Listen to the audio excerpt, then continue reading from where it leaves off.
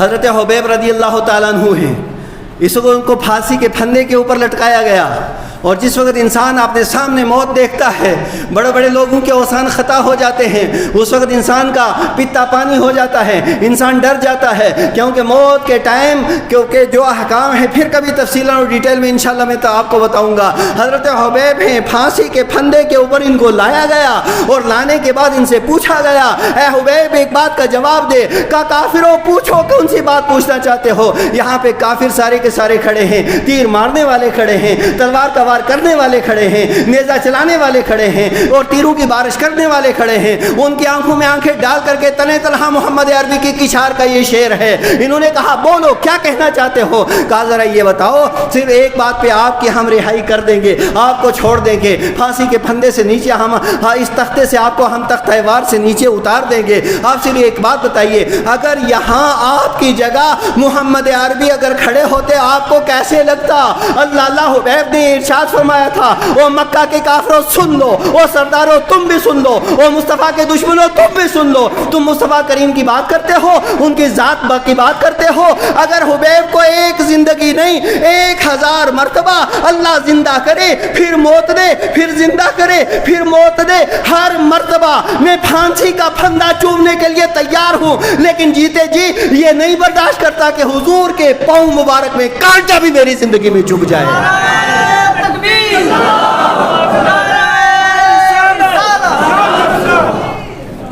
حضرات گرامی قدر، حضرت ابو مسلم خراسانی رضی اللہ تعالیٰ عنہ، حضرت ابو مسلم خراسانی رضی اللہ تعالیٰ عنہ یہ نبی مکرم صلی اللہ تعالیٰ علیہ وسلم کی حیات ظاہری کے اندر یمن کے رہنے والے تھے، لیکن حضور کا کلمہ تو پڑھ لیا، لیکن حضور کی بارگاہ میں یہ نہیں آ سکے، یا حضور کی بارگاہ میں نہیں جا سکے۔ لیکن عشق کا عالم یہ تھا کہ اسی یمن کے اندر ایک شخص تھا مسلمہ کذاب، اس نے نبوت کا دعویٰ کر لیا، اس کے پاس طاقت بھی تھی، دولت بھی تھی، ثروت بھی تھی، فوج بھی تھا، بہت کچھ اس کے پاس موجود تھا۔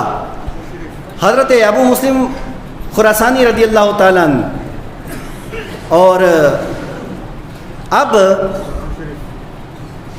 ابو مسلم ان کی کنیت تھی، نام ان کا کچھ اور تھا۔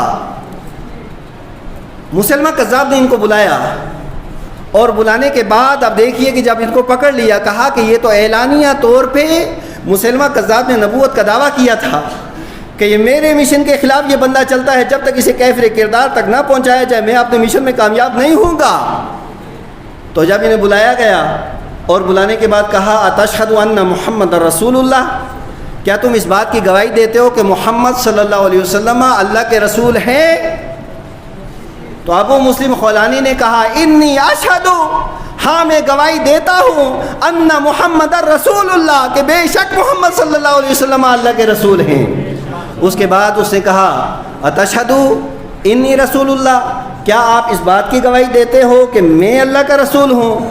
ایک بار کہا تو انہوں نے کہا وہ بالکل خاموش، کہا میں نے سنا ہی نہیں، ما سمعت، تو میں نے سنا ہی نہیں، تو نے کیا کہا؟ دوسری بار کہا، تیسری بار کہا، پھر اس نے کہا تشہدو، کیا تم اس بات کی گواہی دیتے ہو کہ محمد صلی اللہ علیہ وسلم اللہ کے رسول ہیں؟ تو انہوں نے کہا ہاں بالکل وہ اللہ کے رسول ہیں۔ کہا میرے بارے کیا کہتے ہو؟ کہا تو خبیث کا بچہ اور تو کذاب ہے، محمد عربی اللہ کے رسول ہیں۔ اب اس کو بڑا غصہ آیا، جب چہرے کے اوپر بل پڑ گئے، اور اس نے اپنی فوج کو یہ حکم دیا کہ ایسا کرو کہ ایک بہت بڑی آگ اکٹھی کی جائے، لکڑیاں اکٹھی کی جائیں، اور پھر ان میں آگ لگا دی جائے، اور پھر ان کو زندہ آگ کے اندر ڈال دیا جائے۔ میرے پیارے اسلامی بھائیوں، اپنے لوگوں میں تقریر کرنا اور ہوتا ہے، لیکن غیروں کی آنکھوں میں آنکھ ڈال کر کے محمد عربی کے عزت کا پرچم بلند کرنا یہ صحابہ کرام سے سیکھیے اور حضرات تابعین سے سیکھیے۔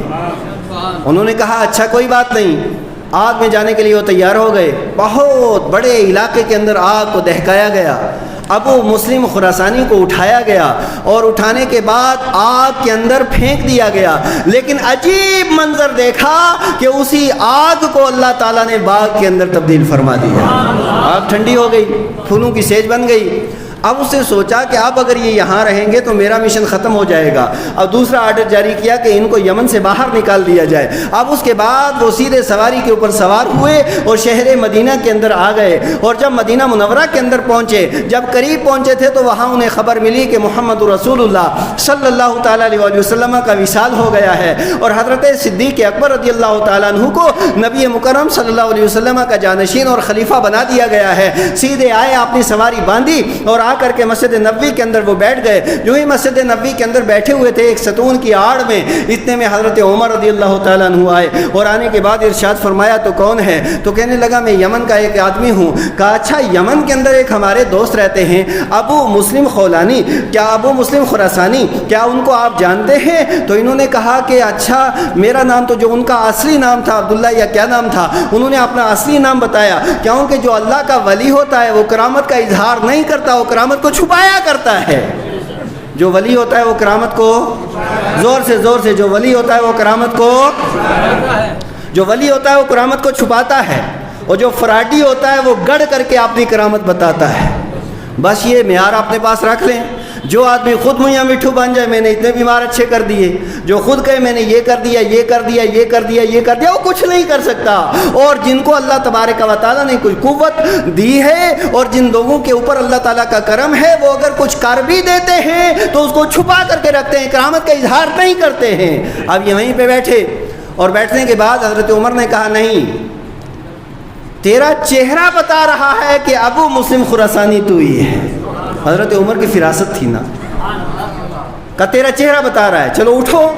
اٹھنے کے بعد وہ لے گئے حضرت صدیق اکبر کی بارگاہ میں. حدیث کی کتابوں میں ہے کہ ایک طرف صدیق اکبر بیٹھے, دوسری طرف حضرت عمر بیٹھے, اور بیچ میں حضرت عمر نے حضرت ابو مسلم خراسانی کو بٹھایا. اور بٹھانے کے بعد اعلان کیا, لوگوں دیکھو زیارت کرو ان کی. یہ خود اتنے بڑے مقام اور مرتبے والے, انہوں نے کہا لوگوں زیارت کرو. اللہ تبارک و تعالیٰ نے جو حضرت ابراہیم کو معجزہ دیا تھا, نبی پاک علیہ الصلوۃ والسلام کی امت کو وہ کرامت اللہ نے عطا فرمائی ہے. حضرت گرامی قدر, میں یہ عرض کر رہا ہوں کہ حضور کی ناموس کے لیے, حضور کی عزت کے لیے, حضور کی شان کے لیے, حضور کی عظمت کے لیے صحابہ کرام نے, تابعین نے کس قدر قربانیاں دی ہیں, یہ ساری کی ساری حدیث کی کتابوں کے اندر موجود ہیں. میں آپ سے پوچھنا چاہتا ہوں